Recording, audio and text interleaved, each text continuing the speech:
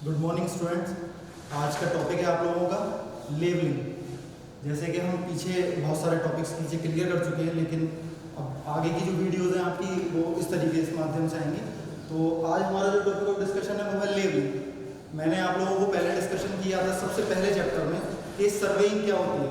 अगर हम बात करें सर्वेइंग की, तो किसी भी बिंदु की ज़मीन पर, आकाश में या पाताल में स्थिति को ज्ञात करना सर्वेइंग कहलाता है। तो हम इसी चीज़ को अब यहाँ पे थोड़ा सा लेवलिंग के कॉन्सेप्ट से मिला के देखते हैं। अगर हम पुराने टॉपिक की बात करें तो अगर हम किसी भी बिंदु को हॉरिजॉन्टल प्लेन में अगर उसकी स्थिति ज्ञात करते हैं तो वो हमारा कहलाता है सर्वेइंग। लेकिन इसी में अगर थोड़ा सा चेंज कर दिया जाए कि किसी भी बिंदु की स्थिति अगर हमें वर्टिकल प्लेन में निकालनी है, वर्टिकल प्लेन, तो वो कहलाता है हमारा लेवलिंग। तो लेवलिंग में हम बहुत सारे अलग अलग पॉइंट्स की किसी एक डेटम से, डेटम जमीन का सेंटर हो सकता है और कोई भी ऐसी फिक्स पॉइंट हो सकता है जिससे हम किसी बिंदु की हाइट निकालते हैं, तो ये कहलाता है हमारा लेवलिंग। अब आगे हम इसमें और डिस्कशन करते हैं कि लेवलिंग का हमारा पर्पस क्या है, क्यों करते हैं हम लेवलिंग। ठीक, तो लेवलिंग को देखने के लिए सबसे पहली चीज जो सबसे इंपॉर्टेंट इसका काम है वो है to prepare a contour map, एक कंटूर मैप तैयार करना। अगर हम कंटूर मैप को बात करें कि कंटूर मैप होता क्या है, अगर आप लोगों ने देखा हो कभी कि किसी मैप पे अगर आप देखें कि कहीं खाड़ी बनी हुई है या कहीं पहाड़ बना हुआ है, कहीं समुद्र की गहराई दिखाई हुई है, तो जिस भी मैप को देख के आपको जमीन के ऊंचे या नीचे होने का थोड़ा भी बोध होता हो या पता चलता हो, उसको हम कहते हैं कंटूर मैप। इसकी मदद से बहुत सारी सिविल इंजीनियरिंग की चीज़ें हैं, जैसे रोड हो गया, कैनाल हो गया या और भी सारी चीज़, उन चीज़ों की जो इनिशियल स्टेज में प्लानिंग करनी होती है उसके लिए ये बहुत हेल्पफुल होता है। दूसरा पॉइंट, कंटूर मैप तैयार करने के लिए हम क्या करेंगे, तो उसके लिए इसका सेकेंड पर्पज है टू फाइंड द हाइट या एलिवेशन। हम हाइट और एलिवेशन दोनों चीज़ों को कंबाइन करते हैं, क्योंकि ज़मीन से ऊपर कोई चीज़ देखते हैं तो उसे एलिवेशन कहते हैं।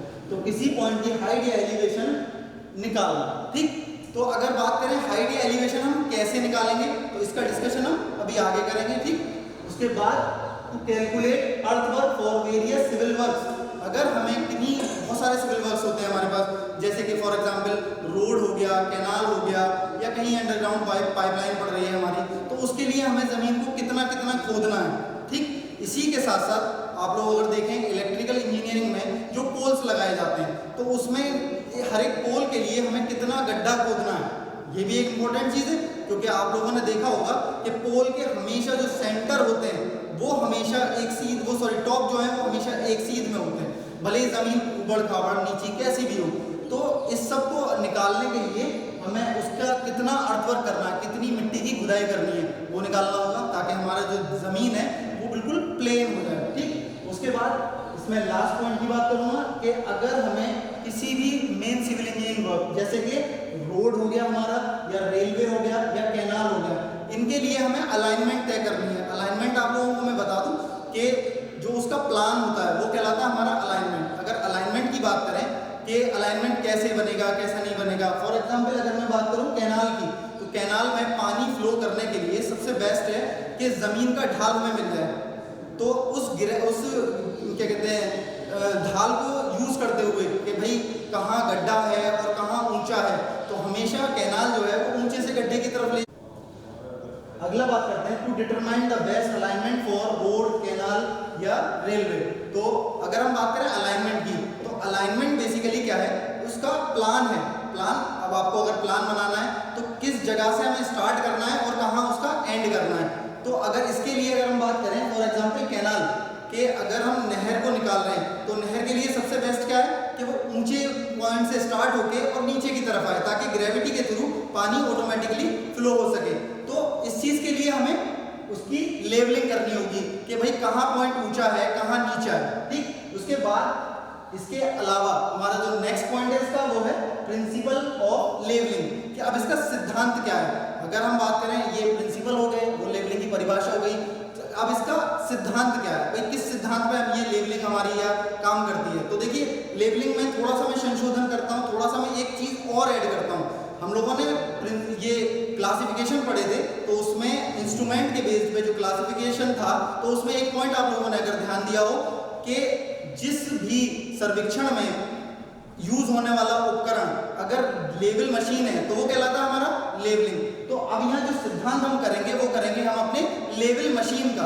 तो लेवल मशीन का क्या सिद्धांत है, देखिए अगर हम बात करें कि हर पॉइंट का हमें जो हाइट निकालनी है वो निकालनी है जमीन के सेंटर से, तो हर एक पॉइंट पे या यहाँ भी मैं खड़ा हुआ हूँ, यहाँ पे मुझे नहीं पता कि जमीन से कितनी हाइट होगी, तो मुझे कोई एक इमेजिनरी प्लेन चाहिए होगा।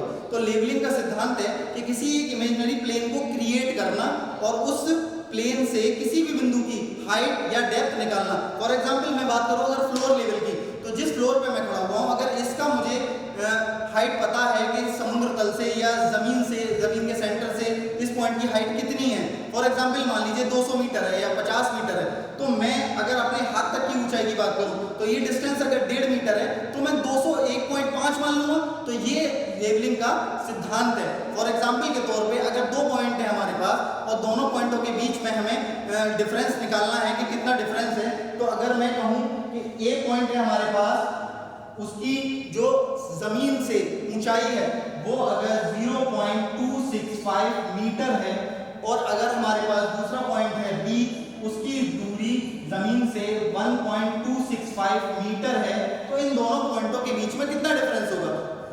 अगर हम दोनों को डिफरेंस ले लें तो कितना आएगा? 1.0 मीटर। तो इससे क्या निकल के आया हमारा कि ए और बी दोनों पॉइंटों के बीच में 1 मीटर की दूरी है। एक और चीज गौर करने की है, अगर आप लोग इस चीज को देखें कि जो पॉइंट कम वैल्यू का होगा, यानी कि जिस पॉइंट की वैल्यू कम होगी वो पॉइंट हमेशा हमारा ऊंचे स्थान पे होगा और जिस पॉइंट की वैल्यू ज्यादा होगी वो हमारा गहराई में होगा। तो अब इसमें आप ये कह सकते हैं बिंदु ए से बिंदु बी 1 मीटर की ऊंचाई पर है। ठीक, चलिए हम इसको एंड करते हैं यहीं पे।